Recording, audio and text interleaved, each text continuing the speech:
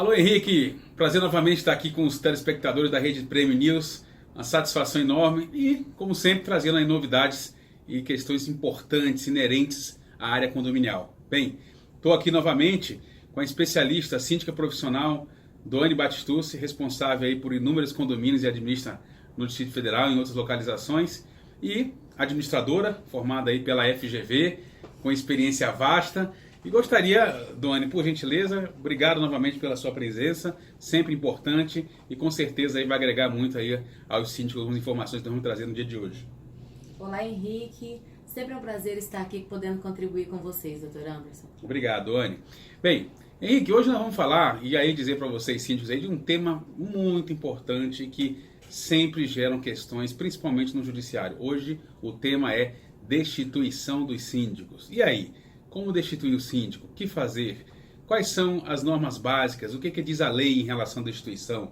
E a destituição pode ser só do síndico? Pode ser do subsíndico? Pode ser do conselho? Então nós vamos avaliar hoje essas informações que nós vamos trazer aqui pertinentes a esse tema, ok? Bem, Doane, você como síndica, nós sabemos que existem diversos motivos, dentre eles nós vamos trazer aqui para os telespectadores, né, as questões que realmente o Código traz, os motivos que geram a destituição.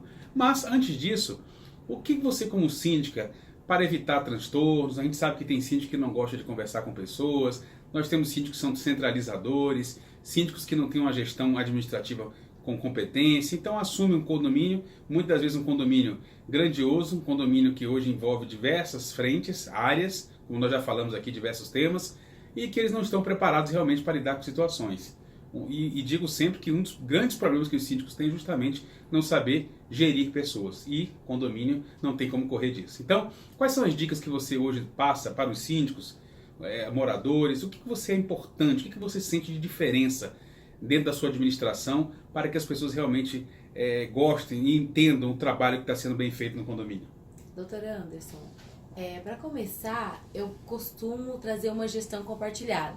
E quando eu digo gestão compartilhada, não quero dizer que o conselho mande no condomínio, igual a gente vê muito a prática que o conselho quer mandar mais que o síndico. Certo. Não, quando eu digo gestão compartilhada, é no que tange, por exemplo, vou pegar um orçamento, vamos fazer uma atualização de convenção de regimento interno.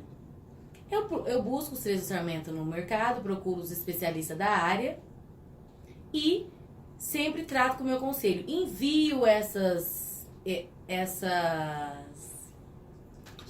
orçamentos para o conselho e ali nós discutimos, avaliamos o melhor profissional e falamos, mas a decisão sempre é minha. Perfeito. Mas eu gosto de trazer isso junto deles para quê? Para que eles falem, não, a síndica fez o papel dela, fez o dever de casa, como a gente diz. Pegou os 3 orçamentos, enviou pra gente e solicitou ali uma atenção, discutiu, colocou em discussão o ato da gestão. E sempre que você for fazer alguma coisa, dá publicidade. Os condôminos, são eles que pagam os condomínios, eles querem essa satisfação. Então eu sempre procuro dar publicidade a tudo que faço. Uma coisa que eu não faço jamais é fazer algum tipo de pagamento com recibo. Porque o recibo não tem como eu comprovar. E nunca, quando o prestador de serviço não tem nota, eu faço sempre por RPA. Perfeito. Aí vai entrar nesses casos, na seara que a gente tem que colocar, que aí você vai dar exemplo dentro das premissas que o Código Civil traz. Então, pessoal, a destituição do síndico. Vamos falar o seguinte, o que a lei diz lá no artigo 1349? Quais são os motivos que gera a destituição do síndico? Bem, primeiro motivo, e aí eu vou pedir que você comente, Tony, exemplificando aí para os telespectadores os pontos, tá bom? Primeiro motivo seria não prestar contas. A gente sabe que o artigo 1348, no anterior ao que nós estamos falando, é uma obrigação do síndico, a lei determina, ele deve prestar contas. E me dê um exemplo, por gentileza, o que é o prestar contas? O que seria? Olha, prestar conta é o síndico. Quando a gente fala prestar conta, as pessoas confundem. Acham que é prestar conta para o conselho. Não. A aprovação das contas é feita em assembleia. O conselho fiscaliza ali durante o ano e o síndico é obrigado. O Código Civil traz isso claramente. Falando que o síndico convocará o síndico uma assembleia anual, a qual ele vai prestar conta, pode eleger um novo síndico quando a convenção prevê, entre outras coisas. Então o síndico é obrigado, o Código Civil imputa essa responsabilidade para o síndico. Então não tem como a gente fugir dela. Exatamente, anualmente, né? Anualmente. E aí a Assembleia vai aprovar ou não as contas do síndico. Sim, o que o Conselho faz? O Conselho, ele emite parecer favorável ou desfavorável à aprovação das contas. Perfeito, então vamos lá. E o segundo motivo, pessoal, 1349 diz: não administrar de forma convenientemente o condomínio. O que não administrar de forma convenientemente? A gente sabe que é um pouco subjetivo quando a gente fala assim. Então, Doni, por gentileza, o que seria não administrar de forma conveniente o condomínio, sob seu ponto de vista? Por exemplo, quando o síndico deixa de fazer as devidas manutenção, quando o síndico não paga as contas na data do vencimento do boleto, que depois ele vai pagar o documento vencido, ele vai pagar juros e multas, vai onerar o condomínio. Quando ele vai fazer uma contratação, ele não verificar os dados da empresa, Perfeito. Entre outras coisas. Outras questões, perfeito. Obrigado, Aline. E outra coisa, aí o terceiro motivo, prática de irregularidades. Né? Então a gente sabe que o síndico, e aí diversos síndicos praticam algumas irregularidades, e quando a gente fala prática de irregularidades, não está sob o aspecto somente de responsabilidade civil no que diz a ação, e sim a omissão. Ele pode praticar irregularidades por ser omisso, e isso gerar prejuízos e danos para o condomínio como um todo. Então isso também é muito importante que deve ser colocado. Então, Doni, por gentileza, quais seriam os pontos que você pode exemplificar em relação às práticas de irregularidades? Olha, hoje é muito comum, infelizmente, já tem até um apelido que diz que o bolso recebe bolsa síndico. É quando o síndico ele comete o chamado favoritismo. Uma empresa oferece alguma coisa para ele em prol dele contratar aquela empresa. Ou seja, ele nem as vantagens. Ele nem busca um orçamento no mercado, mas ele sabe que aquela empresa vai gerar um benefício para ele e ele contrata essa empresa sabendo que vai ter lucro em cima daquele contrato.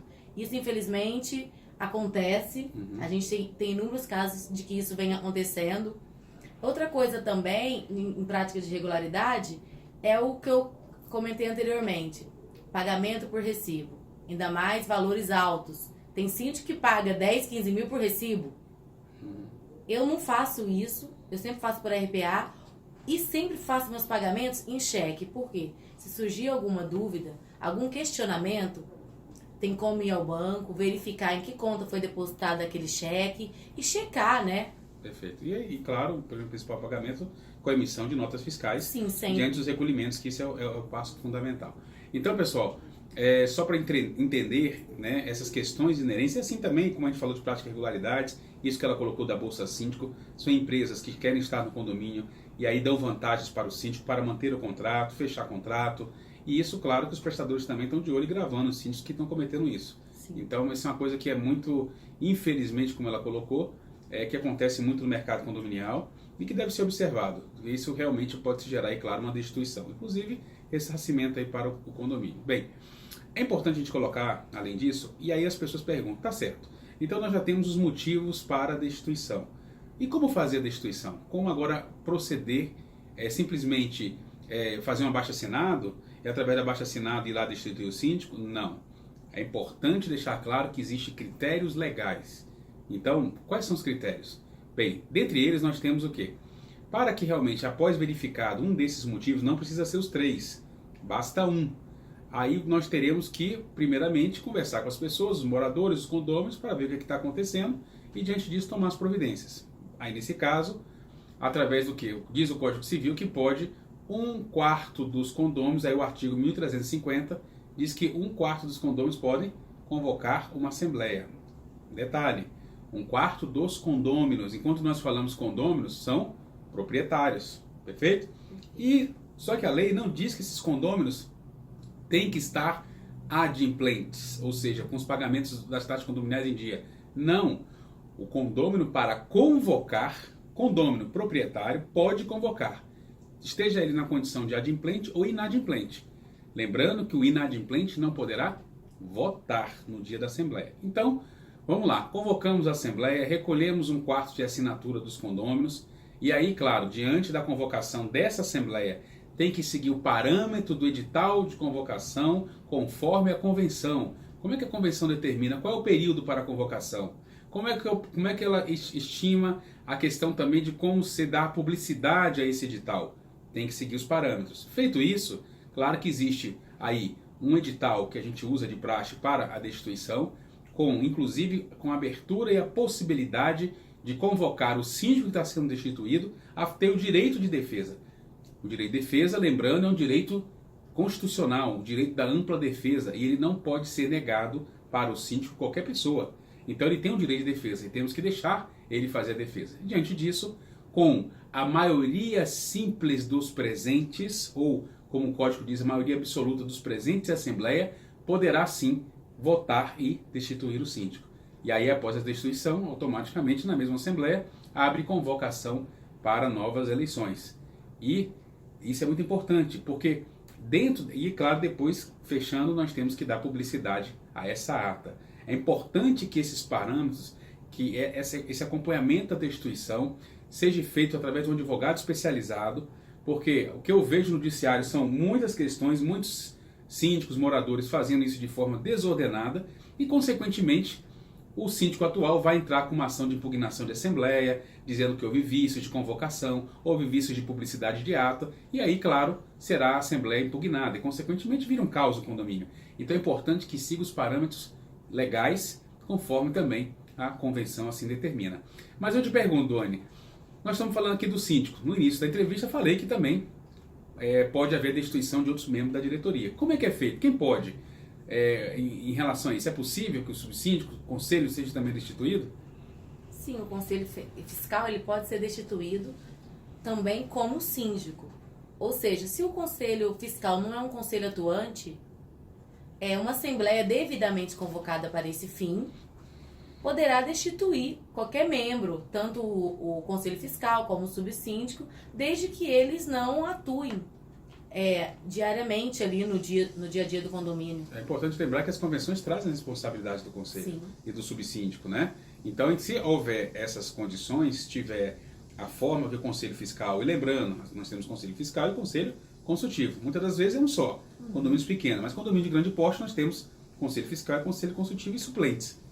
Então eles também podem ser destituídos nesse sentido. Cabe esclarecer que, ainda falando em destituições do síndico, cabe esclarecer que o síndico ele tem direito à defesa.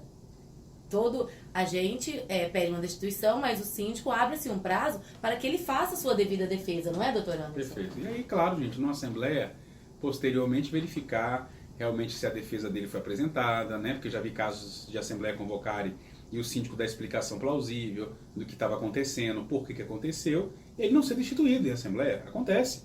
Então é importante que abra sempre esse direito e possa realmente explicar aos condôminos, às pessoas interessadas ao condomínio, o que realmente está acontecendo em relação às questões. E aí, claro, se formos estender, poderíamos falar diversas questões de destituição, e que aí entraria a questão de auditoria, que a gente pode falar aqui no outro tema, em questão patrimonial, se o síndico ou não responde em caso de prejuízo para o condomínio. São questões que realmente nós temos que levar aí e teremos outras entrevistas para poder trazer essas informações. Doni, suas considerações finais. Obrigado novamente pela sua presença, sempre de grande valia aqui para os síndicos moradores, e gostaria de novamente estimar aqui sua presença no programa. Obrigada, doutor Anderson.